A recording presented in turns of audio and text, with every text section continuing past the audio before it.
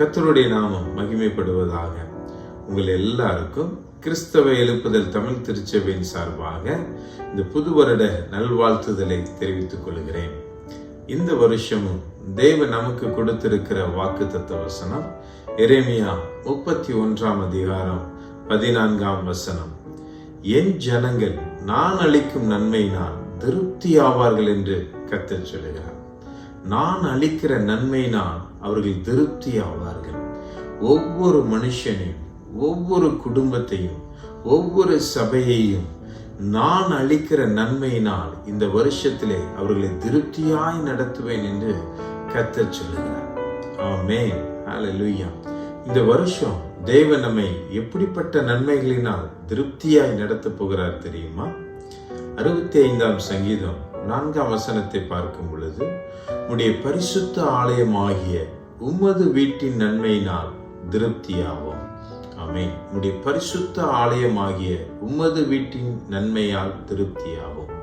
தேவனுடைய பரிசுத்த ஆலயத்தில் உள்ள நன்மைகளினால் தேவன் நம்மை திருப்தியாய் நடத்துவார்.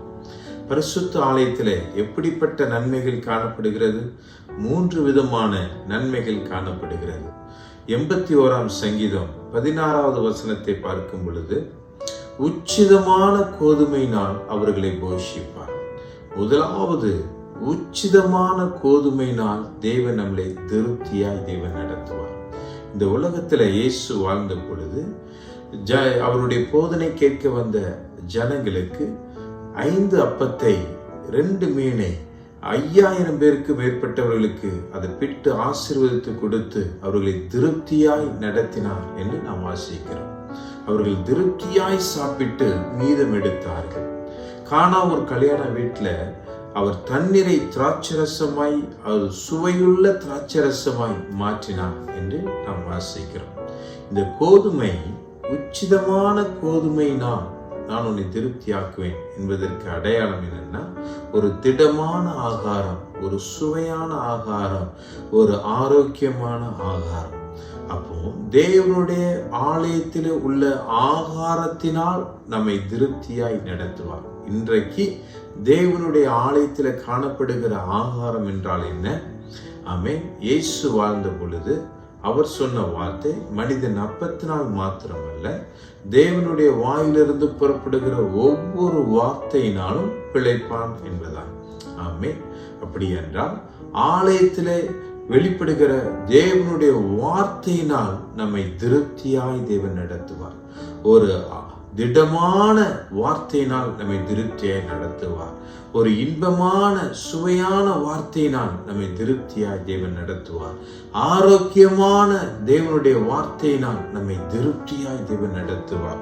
63 சங்கீதம் 5 வசனத்தை நாம் வாசிக்கும் பொழுது சங்கீதக்காரர் சொல்றார், நினைத்தையும் கொழுப்பையும் உண்டது போல என் ஆத்துமா திருப்தி ஆகும்.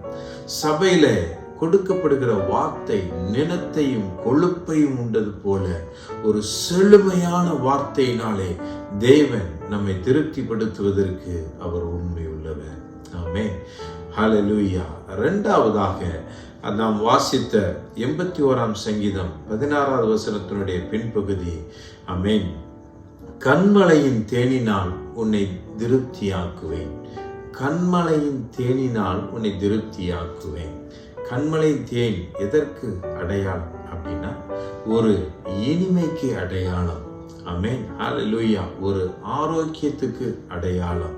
ஆமென், ஹல்லேலூயா, ஸ்தோத்திரம். இந்த கன்மலை கிறிஸ்து இயேசுவே, அவரே நமக்காக அடிக்கப்பட்ட கன்மலை என்று வேதம் சொல்லுகிறது.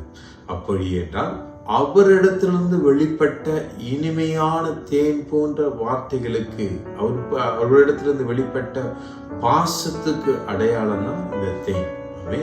அப்போ ஆலயத்தில் இருக்கிற தேவனுடைய அன்பினாலே நம்மை திருப்தியாக்குவார். ஆமென், ஹல்லேலூயா. தேவனுடைய அன்பினாலே, அவருடைய இனிமையினாலே நம்மை திருப்தியாய் தேவன் இந்த வருஷம் நம்மை நடத்துவார். 3வதாக 36 சங்கீதம் 8 வசனத்தை பார்க்கும் பொழுது, உமது ஆலயத்தில் உள்ள சம்பூரணத்தினால் திருப்தி ஆவார்கள். ஆலயத்தில் உள்ள சம்பூர்ணத்தினால். மூன்றாவது காணப்படுகிற சம்பூர்ணம் என்ன? உமது பேரின்ப நதியினால் அவர்கள் தாகத்தை தீர்க்கிறீர் என்று அந்த வசனம் சொல்கிறது. உம்முடைய பேரின்ப நதியினால். அந்த நதி எதற்கு ஒப்பிடப்படுகிறது என்றால் பரிசுத்த ஆவியானவருக்கு ஒப்பிடப்படுகிறது. தேவன் கொடுக்கிற வரங்களுக்கு, கிருபைகளுக்கு அது ஒப்பிடப்படுகிறது. ஆமென். அப்படியானால் இந்த வருஷம் முழுவதும் தேவன் தன்னுடைய அபிஷேகத்தினால், வரங்களினால், கிருபைகளினால், பேரின்ப நதியினால் உங்களை திருப்தியாக்குவேன் என்று கர்த்தர் சொல்கிறார். ஆமென். 3 வித ஆசீர்வாதத்தினால் இந்த வருஷம் முழுவதும் நம்மை திருப்தியாக்குவார். உச்சிதமான கோதுமையினால், தேவனுடைய வார்த்தையினால் நம்மை திருப்திப்படுத்துவார். கண்மலையின் தேனினால், ஆமென், அவருடைய அன்பினால், அவருடைய பாசத்தினால், அவருடைய நேசத்தினால் நம்மை திருப்திப்படுத்துவார். மூன்றாவதாக ஆலயத்தில் உள்ள சம்பூர்ணம், பேரின்ப நதியினால், அபிஷேகத்தினால், வரங்களினால், கிருபைகளினால் நம்மை திருப்தியாக்குவேன் என்று கர்த்தர் சொல்கிறார். ஆமென். இந்த வருஷம் முழுவதும் நம்மை அவர் ஆலயத்தில் உள்ள சம்பூரணத்தினால் தேவன் நம்மை திருப்திப்படுத்துவார். இந்த வருஷம் நீங்க அவருடைய திருப்தியிலே நீங்க நடத்தப்பட வேண்டுமானால், நீங்கள் அவரால் திருப்தி அடைய வேண்டுமானால் ஆலயத்தை சார்ந்திருங்க. ஆலயத்தோடு நீங்க இணைந்து கொள்ளுங்க. தேவன் ஆலயத்தில் உள்ள சம்பூர்ணத்தினால் தேவன் உங்களை திருப்தியாய் நடத்துவார். ஆமென். நாம் ஜெபிக்கலாமா? அன்புள்ள பரலோக பிதாவே, நன்றியோடு ஸ்தோத்திரிக்கிறோம். இந்த வருஷத்தின் முதலாவது நாளிலே உங்களுடைய சமூகத்தில் நாங்கள் வந்து நிற்கிறோம். ஆண்டவரே, இந்த நாளிலும் ஆண்டவரே நீர் எங்களுக்கு கொடுத்திருக்கிற இந்த நல்ல வாக்குத்தத்தத்துக்காக உமக்கு ஸ்தோத்திரம். எரேமியா 31:14 என் ஜனங்கள் நான் அளிக்கும் நன்மையினால் திருப்தியாவார்கள் என்று நீங்க எங்களுக்கு வாக்கு கொடுத்திருக்கிறீங்க. ஆண்டவரே அப்பா, உமக்கு ஸ்தோத்திரம். நீங்க கொடுத்த வாக்கின்படி உம்முடைய நன்மைகளினால் ஆண்டவரே நீர் எங்களை திருப்திப்படுத்த போகிற தயவுக்காக நாங்கள் நன்றி செலுத்துகிறோம். என் சத்தத்தை எந்த ஜனங்கள் கேட்டாலும், எங்க இருக்கிறவர்கள் கேட்டாலும் ஆண்டவரே உம்முடைய நன்மையினால் ஆண்டவரே நீர் இவர்களை திருப்திப்படுத்த போகிற தயவுக்காக அடிமை நன்றி என்று சொல்லுகிறேன். ஆண்டவரே உமக்கு ஸ்தோத்திரம். உலகம் கொடுக்கிற நன்மை வேண்டாம் ஆண்டவரே. என் தேவன் நீங்க கொடுக்கிற நன்மையினால் இவர்களை நீர் திருப்திப்படுத்தும்படியாய் அடிமை செபிக்கிறேன். உலகம் கொடுக்கிற நன்மை சில மணி நேரங்கள் தான் ஆண்டவரே. உலகம் கொடுக்கிற நன்மை சில நாட்கள் தான் ஆண்டவரே. ஆனா நீங்க கொடுக்கிற நன்மையோ ஆண்டவரே உமக்கு ஸ்தோத்திரம், அது நித்தியத்துக்கும் அவர்களை திருப்தியாய் நடத்த போகிற தயவுக்காக அடிமை நன்றி செலுத்துகிறேன். அப்பா ஆண்டவரே, நான் அளிக்கும் நன்மையினால் என் ஜனங்கள் திருப்தி ஆவார்கள் என்று நீங்க சொன்னீங்கல்ல ஆண்டவரே. உம்முடைய ஜனத்தை உம்முடைய முகத்தை நோக்கி பார்த்து இந்த ஜெபத்தை ஏறெடுக்கிற ஒவ்வொருவருக்கும் உம்முடைய ஆலயத்தில் உள்ள நன்மையினால் இவர்களை நீர் திருப்திப்படுத்தும்படியாய் அடிமை செபிக்கிறேன்.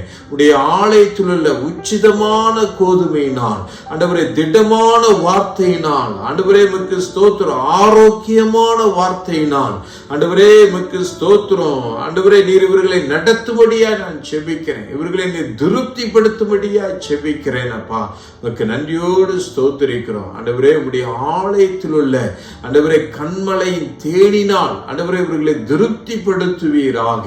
ஆண்டவரே உமக்கு ஸ்தோத்திரம். உடைய நேசத்தினால் ஆண்டவரே உடைய பாசத்தினால் ஆண்டவரே நீர் இவர்களை திருப்திப்படுத்தும்படியாய் நான் ஜெபிக்கிறேன். ஆலயத்தில் உள்ள சம்பூர்ணத்தினால் இவர்களை திருப்திப்படுத்துங்க. பேரின்ப நதியினால் ஆண்டவரே இவர்களுடைய தாகத்தை தீர்க்கிறவர் ஆண்டவரே. ஐயா, அபிஷேகத்தினால் நீர் இவர்களை திருப்திப்படுத்தும்படியாய் அடிமை ஜெபிக்கிறேன். அப்பா ஆண்டவரே உமக்கு ஸ்தோத்திரம். இவருடைய வாழ்க்கையிலே இந்த வருஷத்திலே குறைவு இல்லாதபடிக்கு ஆண்டவரே, வெறுமை இல்லாதபடிக்கு என் தேவன் இவர்களை நீர் திருப்தியாய் நீர் நடத்த போகிற தயவுக்காக அடிமை நன்றி செலுத்துகிறேன். ஆண்டவரே நன்றி செலுத்துகிறேன். ஆண்டவரே, நிறைவானவர் வரும் பொழுது எல்லா குறைவும் ஆண்டவரே இவர்களை விட்டு எடுபட்டு போகும். அப்பா ஆண்டவரே, அந்த நிறைவான தேவன் இவருடைய வாழ்க்கையில இந்த வருஷத்திலே ஒரு நிறைவை, ஒரு திருப்தியை நீ கட்டளையிடுகிற தயவுக்காக அடிமை நன்றி செலுத்துகிறேன். அப்பா ஆண்டவரே உமக்கு ஸ்தோத்திரம். உடைய வார்த்தையினாலே நீர் இவர்களை திருப்திப்படுத்துகிற தயவுக்காக ஸ்தோத்திரம். உடைய நேசத்தினாலே இவர்களை நீர் திருப்திப்படுத்துகிற தயவுக்காக ஸ்தோத்திரம். உடைய அபிஷேகத்தினாலே உடைய கிரியைகளினாலே இவர்களை திருப்திப்படுத்துகிற தயவுக்காக அடிமை நன்றி என்று சொல்கிறேன். இவர்கள் திருப்தி அடைவார்களாக. உடைய நாமம் மகிமைப்படட்டும். இயேசுவின் நாமத்தில் பிதாவே. ஆமென், ஆமென், ஆமென். Thank you. God bless you.